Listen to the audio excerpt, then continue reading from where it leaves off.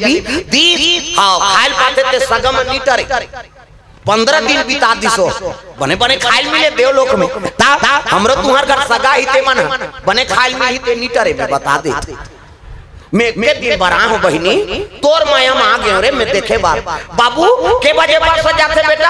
ऐसे के वाह 7 बजे जाते मौसी मैं काली बिहनिया मल बैठार देवे बेटा तोर दैक माया मारे आ गए रे तुम्हारा देखे बार मैं राते भर रहूं मैं नहीं रहा ज्यादा ओ मौसी आए कह के कपड़ा लत्ता बड़ा सुहारी खीर पूरी हाँ रात के काली जही कही के दोहल खही और अच्छा बस तक एग्जाम दूसरा घर बैठे चल दी हाँ वहाँ 9 बजे तब वही चल बेटा बस बैठार दे बेरे वाह वो तो चल दिस मौसी अब ये पठन अभी नहीं है मौसी वो काली जाबे मैं जा रहते काला जाबे दुख ही यहाँ बोझे ला है कैसे वो तो धमकादार है समझ गया जो उसने औदी ही कही 15 दिन बीत के देवलोक में